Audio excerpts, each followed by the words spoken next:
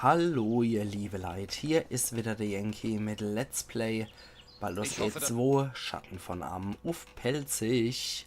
Ja, in der letzten Episode haben wir jetzt alles hier bereinigt. Wir haben den Schattenfürst zerstört. Wir haben offensichtlich auch den Kadaver vom Schattendrache zerstört. Es ist alles gemacht, was hier zu machen ist. Es kann also mal sein, dass man die Quest Uma-Hügel auf relativ niedriger Stufe annimmt, was ich irgendwie gar nicht verstehen kann, weil ich mache immer zuerst die Quests innerhalb von der Stadt, weil die alle wirklich auf niedrigem Level noch machbar sind. Und klar, je stärker man ist, desto übler wären auch die Gegnergruppe, die man entgegengeworfen kriegt. Aber trotzdem verwende ich dann doch lieber auf hohem, mache ich doch lieber auf hohem Level die Dungeons hier außerhalb von der Stadt, weil die doch alle etwas anspruchsvoller sind. Gerade der Dungeon hier, den mag ich eigentlich auch wirklich sehr. Gerade der Dungeon ist schon relativ anspruchsvoll. Und dann die Windspeerhügel, die sind noch wesentlich anspruchsvoller. Und ich finde, als Vorbereitung für die Windspeerhügel kann man sowas definitiv machen. So, jetzt sind wir dann wieder in der Karte draußen. Und es ist alles wieder ganz normal. Das Licht in diesem Gebiet ist jetzt normales Sonnenlicht und der Brunnen funktioniert auch wieder und die Karte ist wieder zugedeckt worden. Ich mache mich relativ fix dort aus dem Gebiet rauszugehen, weil wie gesagt mit diesen Steinformationen Dinger und Schätze finde, das habe ich bisher noch nie gepackt. Ich habe keine Ahnung, wie man das machen muss. Ja, wie das funktioniert, weiß ich wirklich nicht. Man muss anscheinend irgendwas triggern und dann zu dem Ding in einer Baumgruppe gehen und dann kann man anscheinend irgendwas wegnehmen, aber ich weiß nicht, wie genau das geht. So. Jetzt können wir zu den Uma-Hügel gehen und dann haben wir noch Handelstreff. Windspeerhügel, die hebe ich mal bis ganz zum Schluss auf, weil das meiner Meinung nach der härteste Dungeon ist außerhalb von der Stadt. Und die Sache in Handelstreff, die können wir eigentlich noch locker machen. Das gibt einfach Erfahrungspunkte, das gibt einfach nochmal ein bisschen Kohle. Das ist nicht schlecht. Also in Handelstreff können wir durchaus auch noch ein paar schöne Gegenstände kaufen. Von daher die Quest in Handelstreff bietet sich für mich immer an. Es gibt ja Leute, die machen zuerst immer die Windspeerhügel, dann machen sie die Uma-Hügel und dann erst Handelstreff. Leute machen zuerst Uma-Hügel, dann Handelstreff, dann Windspeerhügel. Also es ist ja immer noch euch überlassen, wie ihr die Quests in welcher Abfolge macht. Aber ich persönlich habe jetzt einen Schluck Wasser getrunken, aber ich persönlich muss sagen, dass ich die Aneinanderreihung, wie ich sie standardmäßig mache, am sinnvollsten finde. Weil zuerst die Uma-Hügel, da kriegt man dann diese Sache von Amaunator und danach dann die Handelstreff-Sache, da kann man sich ein paar schöne Sachen dann kaufen. Und hat ein bisschen Erfahrungspunkte mehr und ganz zum Schluss der harte Dungeon der Windspeerhügel, damit man für den richtig gerüstet ist. Ich hab mit dem Matulf gesprochen, die Oger wollen nur in Friede leben und als Gegenleistung dafür wollen wir jemanden, der uns beschützt. Und die Händler freuen sich auch drüber. Matulf will ins Dorf kommen und hier einkaufen. Ha, da werden die Leute glotzen. Aber ich danke euch, Abdel Adrian. Ich wäre nie auf die Idee gekommen, mit deiner Kreatur zu verhandeln. Alles in allem ist es wohl kaum besser für Imnestal. Aber ich rede. Entschuldigung bitte. Gibt's irgendetwas, was ihr brauchen, Abdel Adrian?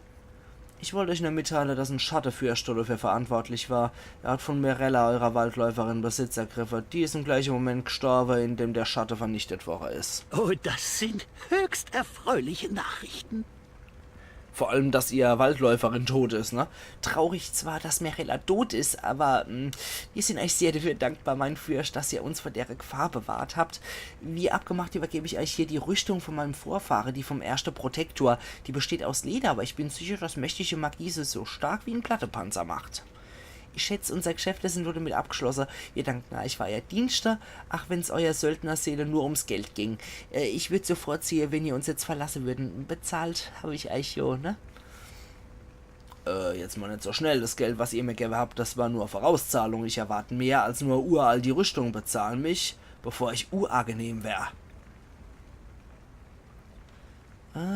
Kein Grund wütend zu werden, Vorauszahlung und zu verlangen ist durchaus üblich. Ihr müsst zugeben, dass ich ein fähiger Mann bin. Nö, also so presse ich noch ein bisschen mehr aus dem raus. Wir sind nur armes Dorf, kennt ihr keine Gnade? Habe euch die wertvollste Gegenstände gebe, den ich besitz. Ohne mich wärst du auf dem Untergang geweiht. Gebt mal, was ich verlange, oder ihr nehmt die Konsequenzen im Kauf. Ihr seid grausam, elender Mann. Ich bezahle hier. Das ist die letzte Münch, die ich besitze. Verlassen die Stadt und tut niemand mehr weh. Bitte.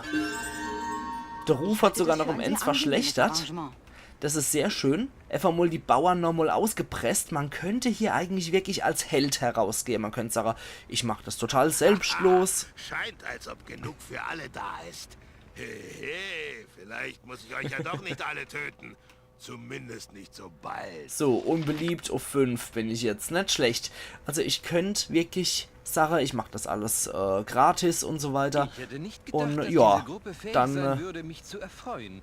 Aber dennoch bin man ich muss beeindruckt. echt sagen, dafür, dass ich ein ganzes Dorf gerettet habe und noch einen Rufpunkt verloren habe, muss ich echt sagen, nicht schlecht dafür, dass die Tat eigentlich sehr heldenhaft war, die ich gemacht habe. Und dafür noch einen Rufpunkt verliere, nicht schlecht. Ja, ich kriege jetzt noch eine zusätzliche Waffefertigkeit. 2 Trefferpunkte, 3 Sagenkunde mehr und 15 Fähigkeitenpunkte kriege ich auch noch. Okay, dann machen wir Fallen finden ein bisschen höher, würde ich sagen, auf 120 und Schlösser öffnen auf 140.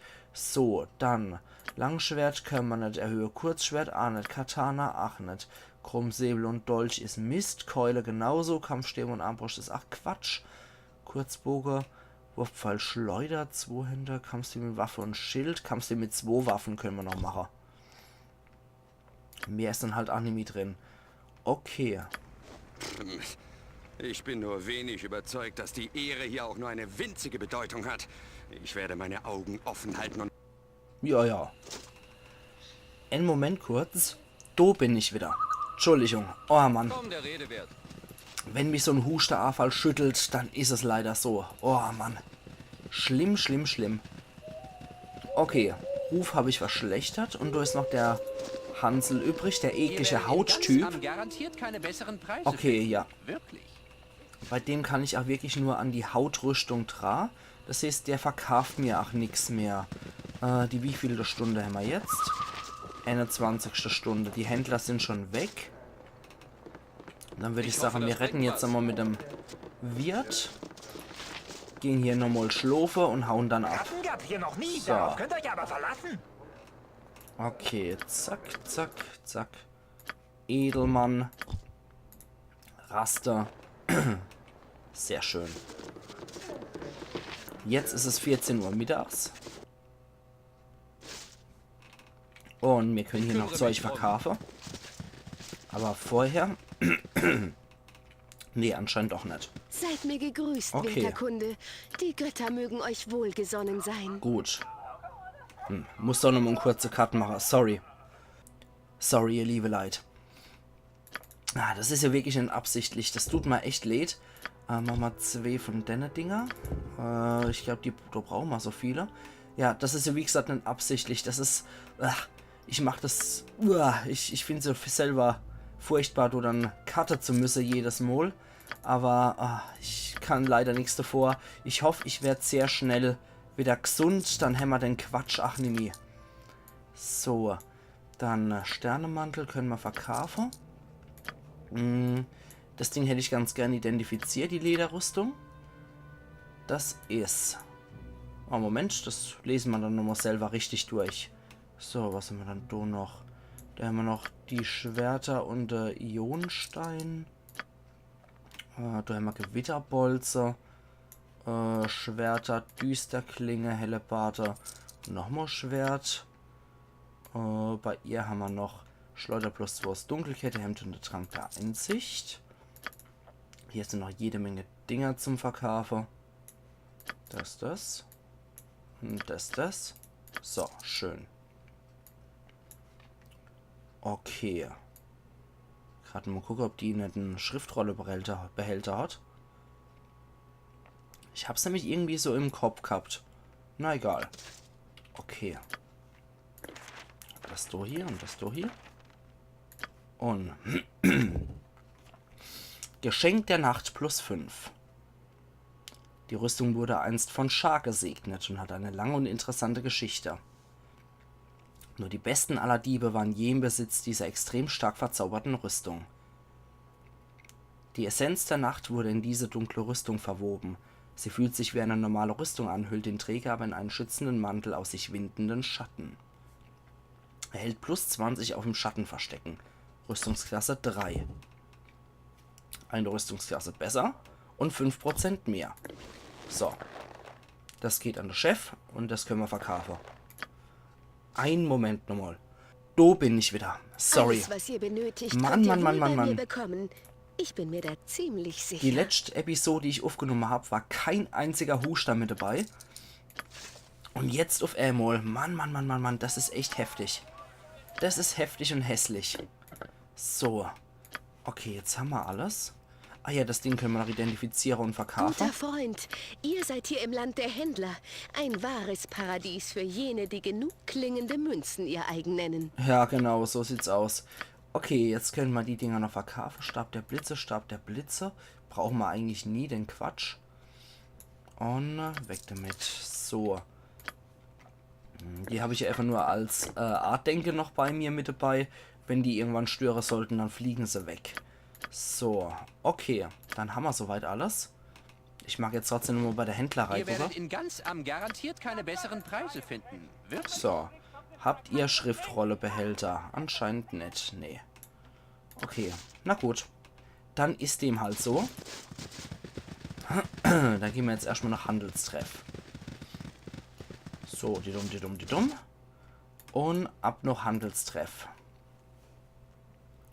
So, was gibt's dann hier, Shanners?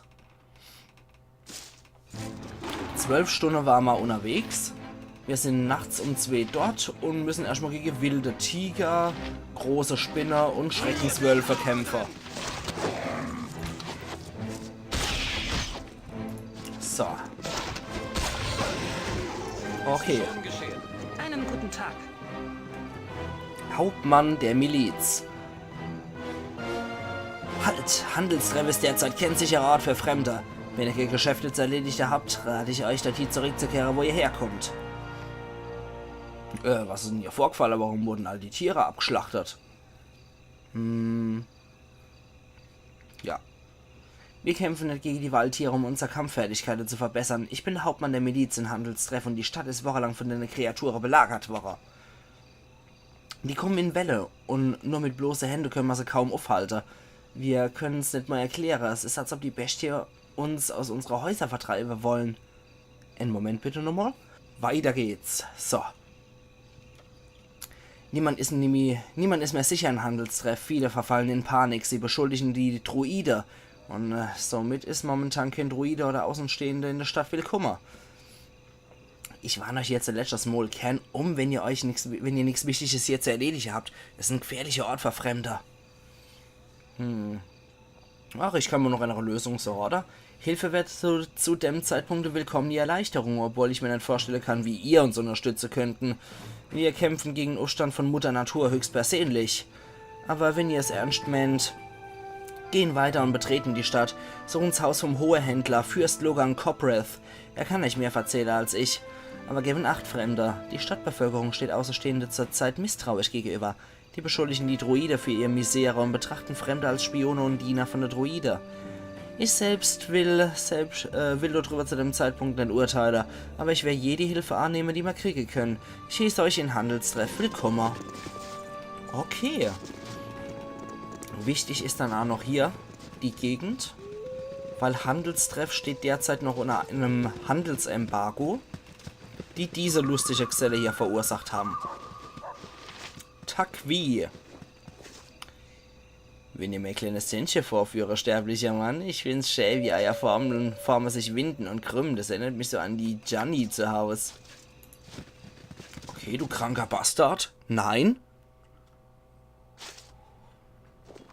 So, jetzt retten wir doch mal mit denen, Leute. Ich bin dabei. Was ist da mit dir? Grüße, Wanderer. Ich bin Khan Zara von Kalimshan, ein Dao-Djinn. Zu euren Diensten. Was machen Kalishite-Genies hier in Handelstreff? Tja, die Frage stellt sich wirklich sterblicher, nicht wahr? Die Dao würden einen solchen Ort normalerweise tatsächlich nicht zu ihrem Heim machen, nicht einmal vorübergehend. Reicht es, wenn ich sage, dass wir eine Aufgabe hier haben? Wir jagen einen Kalimshan bekannten Verbrecher, einen Rakshasa mit dem Namen Itafer. Rakshasa, falls ihr ihnen noch nicht begegnet sein solltet, sind teuflische Gestaltwandler und Diebe. Wir verfolgen diese bestimmte Beute schon seit einigen Monaten und sie ist uns einfach entwischt. Sorry, nochmal kurz. So, jetzt haben wir genug von dieser Jagd. Wir wissen, dass Itafer sich irgendwo in diesem Gebiet versteckt hält, und zwar nicht in sterblicher Form. Und darum haben die Dao die Handelstätigkeiten in dieser Stadt übernommen. Wir Dao kaufen alles auf, was ihr ankommt, versteht ihr? Wir fordern dann Preise, die sich die Sterblichen nicht leisten können. Und wir werden damit auch nicht aufhören, bis die Sterblichen diesen Rakshasa für uns gefunden haben. Irgendwann werden ihnen die Nahrungsmittel und so weiter ausgehen. Und sie werden verzweifelt genug sein, es zu tun. Oder auch nicht. Egal. Die Jagd ist ja weniger anstrengend für uns und viel lustiger, findet ihr nicht? Hört sich an, als hätten ihr Spaß. Wahrlich, die Dauer war es langsam leid, diesen kleinen Rakshasa zu jagen. Man muss ja schließlich nicht immer alles auf die harte Tour machen. Was würdet ihr dazu sagen, wenn ich die Rakshasa für euch finde? Ich würde sagen, Sterblicher, wir wären am liebsten, wenn wir den Kopf dieses Rakshasas gebracht wird. Und wenn es erledigt ist, dann kehren die Dao, obwohl wir hier sehr viel Spaß hatten, nach Kalimshan zurück. Ja, und wo soll der sein? Wenn wir wüssten, wo er sich aufhält, würden wir ja wohl nicht hingehen und ihn holen, nicht wahr? Ich bin mir aber sicher, dass er sich als Gestandwandler hinter einem dieser langweiligen Sterblichen versteckt. Eine Taktik, die sie oft anwenden. Es ist unwahrscheinlich, dass er und seine Begleiter sich innerhalb der Stadt selber aufhalten.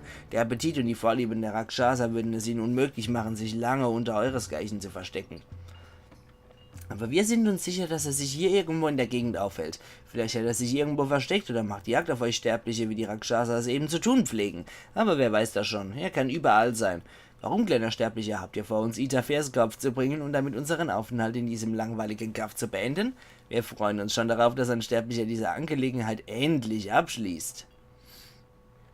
Ja, komm, mach ich. Aber was wäre die Aufgabe wert? Oh, ihr seid also ein fordernder kleiner Sterblicher, ich verstehe. Aber natürlich, wir Dao haben unzählige Schätze, die wir euch anbieten könnten, wenn ihr diese Sache für uns erledigt. Also, was meint ihr? Ja gut, mach ich doch. Ah, das ist gut. Die Dao wünschen euch für eure Jagd alles Gute und erwarten sehnsüchtig den Kopf des Itafer. Ihr kehrt zum Dao zurück, Sterblicher. Aber ich bemerke nicht den Kopf der Rakshasa Itafer in eurem Gepäck. Habt ihr am Ende eure Meinung geändert? Jetzt will ich aber noch mal kurz gucken, was die Art zu bieten haben. Oh, konzentrierte Heiltränke brauchen wir auf jeden Fall. Was haben wir da noch? Nur Müll. Okay, das ist wirklich nur Müll, was die hier haben. Das ist nicht so besonders gut. Korgan braucht die dringend. So. Dann gehen wir mal weg. Und zum Bürgermeister. Also, ab zum Bäuermeister. Ich merke, es wird echt wieder Zeit, Hustesaft zu nehmen, ohne Witz. Oh Mann. Einen Moment wieder kurz, sorry. Da bin ich wieder.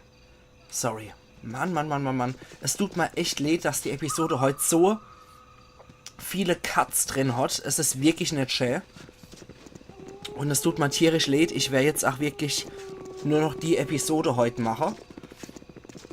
Und werde dann auch meine Aufnahmesession hier beenden, weil es kann es nicht sein, dass die Spielesession die ganze Zeit unterbrochen werden muss, nur weil ich am Husten bin. Das macht keinen Sinn so. Das ist echt ekelhaft und muss nicht sein. Es tut mir wirklich leid, dass es so gestückelt ist. Aber ja, es tut mir leid, es ist leider wie es ist. Und ich hoffe selber, dass ich schnell gesund werde. So. Gildenmeisterin Busia haben wir da noch. Ach, wir klauen nochmal 60 Goldstücke.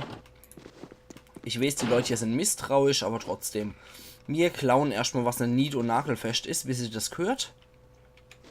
Und knacken müssen wir hier nichts. 31.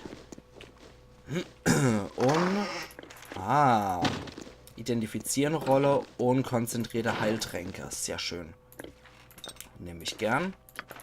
Und der geht an Edwin. So. Okay. Dann retten wir mit Ihr der. seid ein Fremder in dieser Stadt, nicht wahr? Es überrascht mich, dass man euch Zugang gewährt hat. Ihr werdet feststellen, dass ihr hier nicht willkommen seid. Wie reizend. Und außerdem, falls ihr noch Handelstreff Kummer seid, um die Vorzüge unserer exzellenten Märkte zu nutzen, dann seid ihr vergeblich Kummer. Hier, zwischen der Druide und andere Probleme, gibt's nichts zu kaufen. Ja, was für andere Probleme dann? Nichts, was für euch von Belang wäre. Es reicht, wenn ich sage, dass unsere Stadt in Gefahr ist, zusammenzufallen. Es gibt für euch hier nichts zu kaufen. Ja, wer seid denn ihr eigentlich? Mein Name ist Busia. Ich bin die Leiterin von der Kaufmannsgilde in Handelstreff. Wir haben wohl früher der faire und ehrliche Handel gefördert, aber in letzter Zeit ist meine Position so gut wie bedeutungslos. Okay. Warum verkaufen Leute dann Fremde? Nee, ich meine, es gibt nichts zu kaufen. Wenigstens nicht bei den Händlern und Pendlern, die traditionell hier in Handelstreff ihre Ware verkauft haben. Wenn ihr wirklich verzweifelt seid, könnt ihr zu der Dao gehen, die außerhalb von der Tore ihr Zelt aufgebaut haben. Die Preise sind enorm, aber sie besitzen alles, was man verkaufen kann. Naja. Habe ich ja selber gesehen, dass das nur Schampel war. Die Karawane werden wegen der Gefahren nicht kommen. Und die, wenn ich dies tun, tun's nur wegen der Riesenmenge Gold, was der Dao anscheinend aus der Tasche fließt.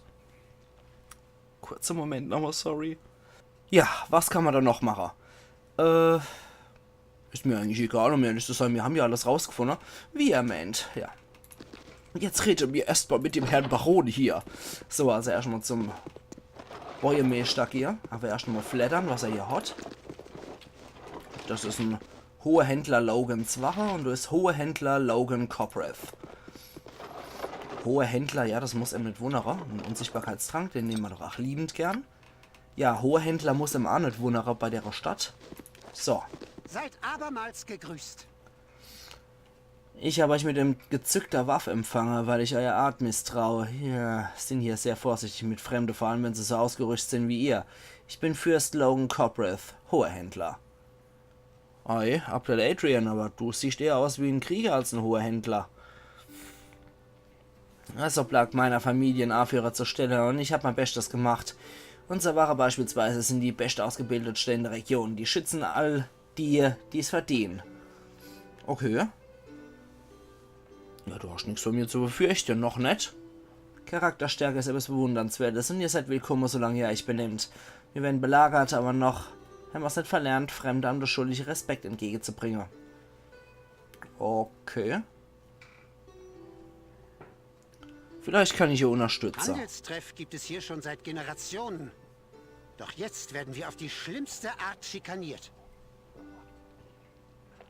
Unser Händler haben zuletzt schwierige Zeiten zu überstehen. Das ganze Land ist gegen uns, die Tiere greifen uns an und selbst das Laub hat eine eigentümliche Färbung. Das Ganze hat zunächst fast unmerklich angefangen, aber mittlerweile vermuten wir dunkle Macht dahinter. Bis vor kurzem wussten wir nicht, wenn wir dafür verantwortlich machen sollten, aber jetzt haben die Leute Ziel gefunden. Die letzte Gruppe, die überfallen wurde, konnte mehrere Figuren beobachten, die bis in dem Chaos offenbar Regie führten. Eine Gruppe Druide, die sich lange Zeit friedlich verhalten hat. Die Einwohner haben einer von ihnen festgenommen. Wenn ich nicht eingegriffen hätte, hätten sie ihn wohl auf offener Straße gevierteilt. Na, was denn so falsch dran? Habt einen Sündenbock, foltert ihn, bis die Vorfälle enden. Ja, ja. Hat er gestanden oder haben die Leute nur verurteilt? Das ist ja mein Dilemma. Er behauptet, er sei hier ums Verhalten von der Druide zu untersuchen und nicht glauben. Unglücklicherweise halten dann viele in der Stadt für schuldig. Einen Moment. Mann, oh Meter, das ist immer schlimm, wenn es im Hals kratzt. Da kann man nichts dagegen machen. Ach ja, ein wütender Mob lässt sich nur mit brennender Scheiterhaufen beräuchern. Die Druide bleibt hinter Gittern, mehr zu seinem eigenen Schutz als für irgendeinem anderen Grund. Mein Auftrag an euch lautet, ihn zu begleiten, damit er seine Aufgabe erfüllen kann. Oder versucht es selbst, ganz wie es euch beliebt. Okay.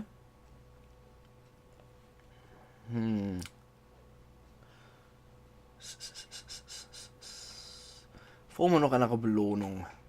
Wir sind ein Handelszentrum. Wenn die Angriff aufhören, werden Handel und Gewinne zurückkehren. Viele Händler wären dankbar, wenn das gelingen wird. Ja gut, dann reicht das erste Mal. Da sind wir jetzt mal ein bisschen freundlicher. Das ist nur gerecht. Ihr dürft passieren und mit ihm retten. Und Eiergeleit darf er sogar die Stadt verlassen. Viel Glück. Okay. Na dann. Sagt mir, was zu tun ist. Gehen wir mal da runter und retten mit dem Kerler. Er hockt hier im Knast drin. So. Haben wir hier zum Gefängnis von Handelstreff. Praktischerweise direkt beim Haus vom Bürgermeister. Und da gehen wir ins Morei. Ich hoffe, das bringt. Ich warte. So. Ich kümmere mich drum. Und.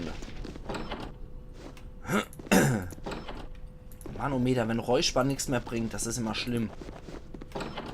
Da ist auch nichts mehr. Okay.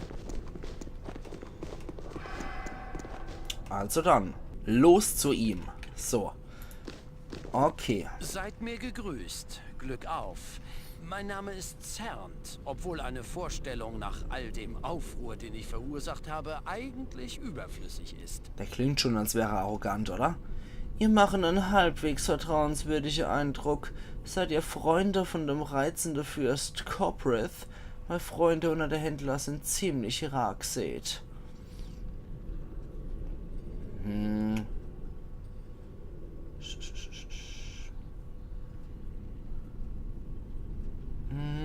Coprith sendet mich, aber ich traue euch nicht über den Weg. Was genau habt ihr hier zu suchen? Coprith hat gut die Wahl getroffen. Nur wer Vorsicht walten lässt, wird am Ende siegreich sein.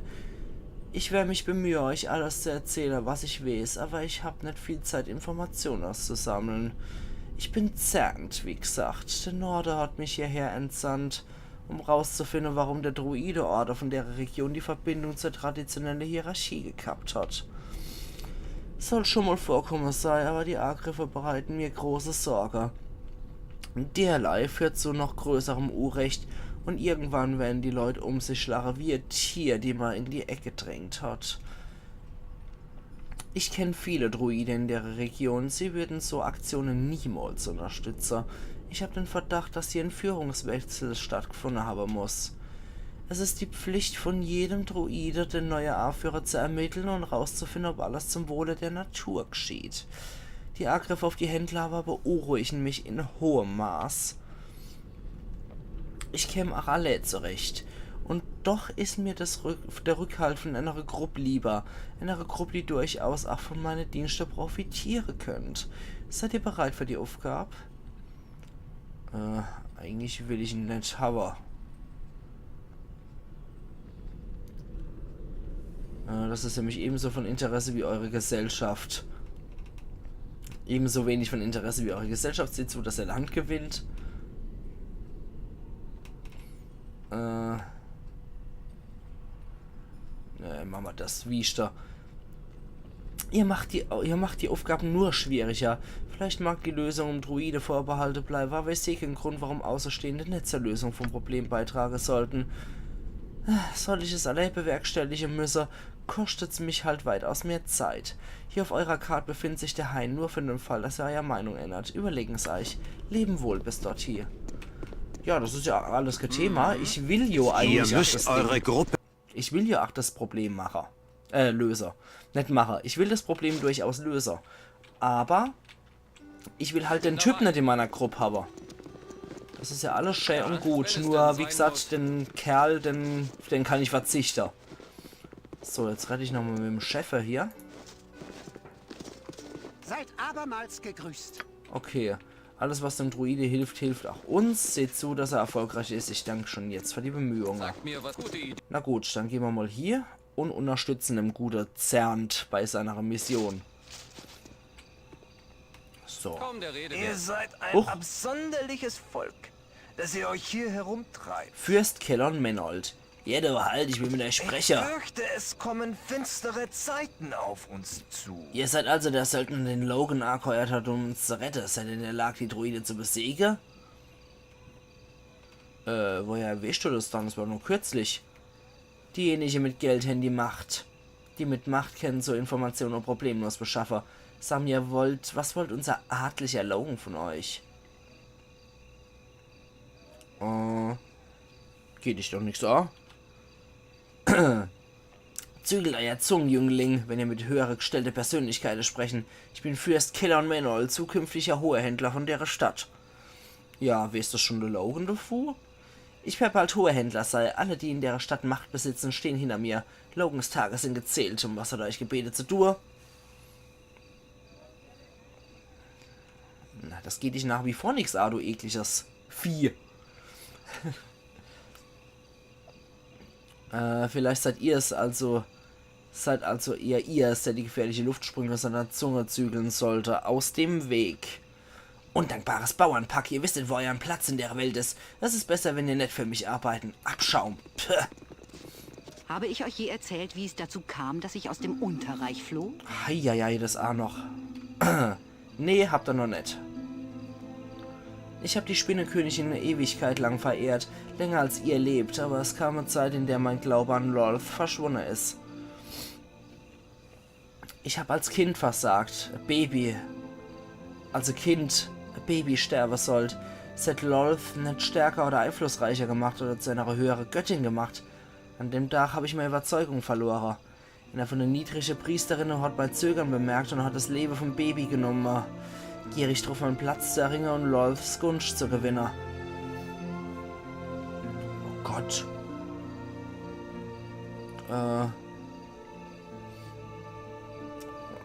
Was ist dann passiert? Mein Haus war bei der dunklen Königin aufgrund von meiner Tat in Ungnade gefallen und es hat sich wie Lauffeuer in der Stadt verbreitet. Meine Mama hat sofort angefangen, Lolths Diener und Reichtümer zu opfern, aber die Göttin war damit nicht zufrieden. Es ist brauchbar der Drow, dass die Schwache die Beute von den Gläubigen wären. Ein Haus von geringem Stand nutzt sofort die Gelegenheit und hat einen Krieg gegen unser Haus geführt. Lolth war erfreut über die Kampfbereitschaft von dem Haus. Unseres muss doppelt so hart kämpfen, um zu überleben und seinen Stand in der Aare von Lolth zurückzuerobern. Meine Mutter hat von mir verlangt, dass ich bereue. Ich sollte mich vor der Spinnenkönigin auf die Knie werfen und um Vergebung flehen. Sie hat mich bedrängt, es zu tun.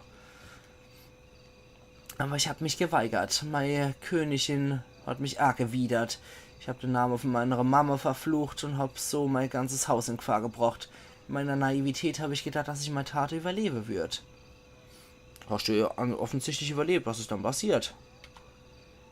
Die Erinnerungen an die Ereignisse erfüllen mich mit Übelkeit, Abdel Adrian. Ich kann nicht fortfahren. Ein anderes Mal vielleicht. Also man muss sagen, bei ihr sind es definitiv viele Stories, die man erzählt kriegt. Da kann man sich nicht beschweren. So. Und ich würde sagen, ihr liebe Leute, an der Stelle mache ich jetzt auch meinen Cut. Und wir sehen uns morgen wieder zu Let's Play Baldur's Gate 2 Schatten von Arm auf Pelzig. Also machen's gut und bis morgen. Ayan Yankee.